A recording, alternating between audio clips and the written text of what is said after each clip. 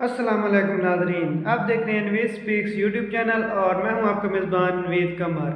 तो नाजरीन, आज पंजाब के जो बेरोज़गार नौजवान हैं उनके लिए एक बहुत बड़ी खुशखबरी है और वो ये है कि स्कूल एजुकेशन डिपार्टमेंट ने एजुकेटर भर्ती की जो पॉलिसी है वो अपनी वेबसाइट पर जारी कर दी है। और आप ये पॉलिसी जो है वो ख़ुद भी डाउनलोड कर सकते हैं अगर आप गूगल में जाएं और वहाँ पर SED या स्कूल एजुकेशन डिपार्टमेंट लिखें तो जो पहली पहली सर्च आएगी वहाँ पर ऊपर लिखा होगा स्कूल एजुकेशन डिपार्टमेंट और नीचे आपको नोटिफिकेशन लिखा हुआ मिलेगा। तो आप नोटिफिकेशंस पे क्लिक करें तो दूसरा जो नोटिफिकेशन होगा वो यही पॉलिसी होगी, वो वहाँ से आप डाउनलोड इजीली कर सकते हैं। और मैं इस वीडियो में आपको इस पॉलिसी के जो अहम नुकात हैं वो भी इस वीडियो में आपको बता रहा हूँ। तो सबसे पहले तो एज लिमिट का आपको बता दें कि इस पॉलिसी में जो एजुकेटर्स के लिए एज लिमिट दी गई है वो 35 ईयर्स है मेल के लिए और 38 ईयर्स है फीमेल के लिए, जबकि डिसेबल पर्सनस के लिए एज लिमिट जो है वो 45 ईयर्स की दी गई है। तो नाजरीन, ये जो पॉलिसी हमारे पास है ये आपको बताते चलें कि ये पॉलिसी हमारे पास सिर्फ ESC और SC/SC के लिए है, यानी कि जो स्केल 14 और स्केल 15 की जॉब्स होंगी उनके लिए ये पॉलिसी दी गई है। उसके अलावा SSE और SS और हेडमास्टर और हेडमिस्ट्रेस के लिए अलग से जॉब जो होंगी वो PPSC के ज़रिए आएंगी और ये जॉब जो है ये किसी और टेस्टिंग एजेंसी के ज़रिए आएंगी और फिर इंटरव्यू जो होगा वो डिस्ट्रिक्ट रिक्रूटमेंट कमेटी करेगी जिसके हेड जो है वो DEA होंगे उस डिस्ट्रिक्ट के। तो नाजरीन, हमारे पास जो आपको बता दें कि टेस्ट जो होगा, टेस्ट के लिए एजेंसी जो है उसके उनसे कागजात मांगे हुए हैं 8 फरवरी तक। तो जब एजेंसी फाइनल हो जाएगी तो वो एजेंसी टेस्ट लेगी और उस टेस्ट में आपने 50% मार्क्स जो है वो आपको लेना लाजमी होगा। अगर आपके मार्क्स 50% से उस टेस्ट में कम आए तो आप फिर एजुकेटर्स की जॉब्स के लिए एलिजिबल नहीं होंगे। और जो कोटा इसमें होगा वो 3% डिसेबल कोटा होगा। जितनी भी जॉब्स होंगी तो उनमें हर डिस्ट्रिक्ट में तो उनमें 3% कोटा जो होगा वो डिसेबल के लिए होगा और 5% कोटा जो होगा वो माइनॉरिटीज़ के लिए मुख्तस होगा। नेक्स्ट आपको ये बता दें कि रैंकिंग जो होगी, रैंकिंग क्राइटेरिया यानी कि एकेडमिक मार्क्स जो हैं वो किस तरह से दिए जाएंगे। तो इंटरव्यू के हमारे पास इसमें 10 मार्क्स होंगे, यानी कि जो डिस्ट्रिक्ट रिक्रूटमेंट कमेटी आपका इंटरव्यू लेगी आपके अपने ज़िले में ही होगा वो, तो उसके आपको 10 मार्क्स मिलेंगे। अगर आपके पास प्रोफेशनल क्वालिफिकेशन है, यानी कि अगर आपने B.Ed, M.Ed या MA एजुकेशन वगैरह किया हुआ है तो उसके आपको 5 मार्क्स जो हैं वो मिलेंगे। और मैट्रिक के टोटल मार्क्स जो होंगे वो 15 होंगे और उसमें से आपका जो जितने मार्क्स होंगे उस हिसाब से एग्रीगेट जो है 10 होंगे मैट्रिक के और उसमें से आपका जो एग्रीगेट है वो बनेगा। इंटरमीडिएट के हमारे पास 15 मार्क्स होंगे और ग्रेजुएशन के जो है वो हमारे पास 15 मार्क्स ही होंगे और मास्टर के जो है हमारे पास वो 25 यानी कि 25 मार्क्स होंगे। और अगर आपने ग्रेजुएशन और मास्टर्स की बजाय BS किया हुआ है, BS 4 ईयर्स, तो उसके आपको 40 मार्क्स मिलेंगे। 40 में से उसका आपका एग्रीगेट जो है वो बनेगा।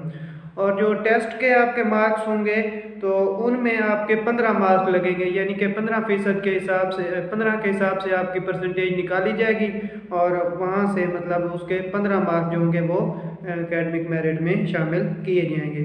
उसके अलावा एक जो अहम बात है वो ये है कि अगर आपके डिस्ट्रिक्ट में जॉब आई है तो आप किसी भी तहसील में जो पोस्ट होंगी उन पर अप्लाई करने के लिए एलिजिबल होंगे। सिर्फ अपनी तहसील नहीं बल्कि अपने डिस्ट्रिक्ट की हर तहसील में आप अप्लाई कर सकेंगे। लेकिन जो पोस्ट आपकी अपनी तहसील में होंगी जिसके आप रेजिडेंट होंगे तो वहाँ पर आपको 5 जो है वो एक्स्ट्रा मार्क्स जो है वो मिलेंगे। अगर आप बाहर किसी तहसील पे अप्लाई करेंगे तो आपको वो 5 मार्क्स जो है वो नहीं मिलेंगे। और इस पॉलिसी में एक अहम बात आप ये भी नोट कर सकते हैं कि इसमें हायर क्वालिफिकेशन यानी कि MPhil या PhD के लिए कोई मार्क्स जो है वो नहीं रखे गए। पहले क्या होता था कि इंटरव्यू के हमारे पास 5 मार्क्स होते थे और 5 मार्क्स हायर क्वालिफिकेशन के दिए जाते थे, लेकिन इस दफ़ा उन्होंने हायर क्वालिफिकेशन के मार्क्स जो हैं वो उसमें ऐड नहीं किए बल्कि जो 5 मार्क्स थे वो इंटरव्यू में ऐड कर दिए हैं, यानी कि इंटरव्यू के मार्क्स उन्होंने 10 कर दिए हैं।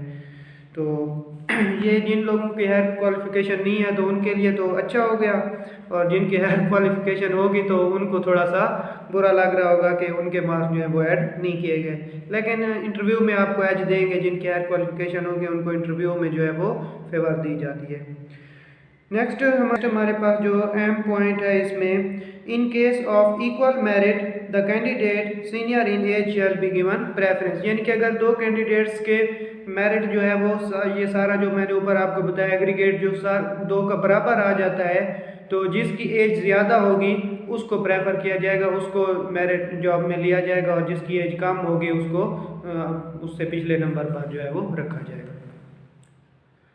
नेक्स्ट आपको इसमें नेक्स्ट हमारे पास जो इन्होंने सब्जेक्ट्स बताए हुए हैं ये बहुत अहम है कि हमारे पास जो ESC आर्ट्स हैं, यानी कि जिनको हम प्राइमरी स्कूल टीचर्स भी बोलते हैं, और जो आर्ट्स के सब्जेक्ट्स के लिए इन्होंने जो हमें मज़ामीन बताए हुए हैं उनमें उर्दू, इंग्लिश, इस्लामियात, अरेबिक, उसके साथ पाक study, political science, history, geography, sociology and home economics, statistics, psychology and education.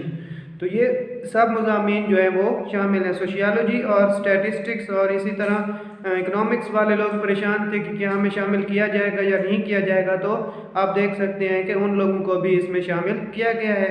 ताहम MBA, BBA या इंजीनियरिंग या एग्रीकल्चर वालों को जो है वो शामिल नहीं किया गया है।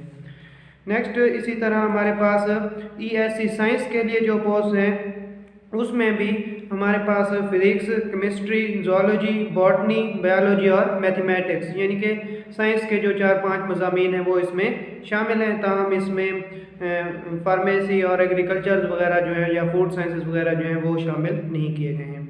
इसी तरह SESC अरेबिक, यानी कि जो मिडिल स्कूल में हमारे पास अरेबिक टीचर्स होंगे तो उनके लिए अरेबिक या फिर BA विद शहादतुल आलिमा, और SESC PET यानी कि फ़िज़िकल एजुकेशन टीचर के लिए हमारे पास जो डिग्री होनी चाहिए वो स्पोर्ट्स साइंसेस में होनी चाहिए या फिर फ़िज़िकल एजुकेशन में मास्टर या BS आपका होना चाहिए।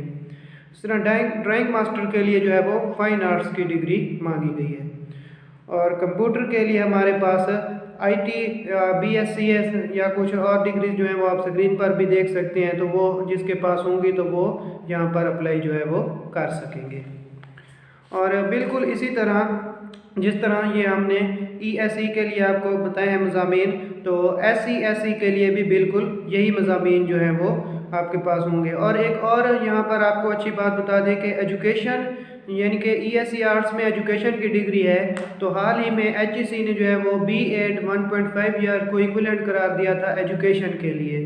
तो जिन लोगों ने मतलब साइंस मज़ामीन, मैथ, फिज़िक्स, केमिस्ट्री वगैरह के बाद B.Ed 1.5 ईयर किया हुआ है तो वो ESC आर्ट्स के लिए भी एलिजिबल होंगे, क्योंकि उनकी जो B.Ed 1.5 ईयर की डिग्री होगी वो MA एजुकेशन के जो है वो इक्विवेलेंट करार दी गई है। तो आप लोग ESC आर्ट्स पर भी अप्लाई कर सकते हैं। लेकिन जो SSC और SS और उसके अलावा मतलब हायर 16 स्केल, 17 स्केल और उससे हायर की जो पोस्ट होंगी तो उनके लिए अलग से पॉलिसी आएगी, और वो PPSC के थ्रू आएंगी, तो उनकी जो पॉलिसी होगी वो जब आएगी तो हम आपके साथ शेयर करेंगे। और MA एजुकेशन जो है उसको इस पॉलिसी में प्रोफेशनल क्वालिफिकेशन के इक्विवेलेंट करार दिया गया है, यानी कि अगर आपका B.Ed नहीं है और MA एजुकेशन है तो फिर भी आपको 5 मार्क्स जो है वो मिलेंगे, फिर आपको B.Ed करने की मज़ीद ज़रूरत नहीं होगी।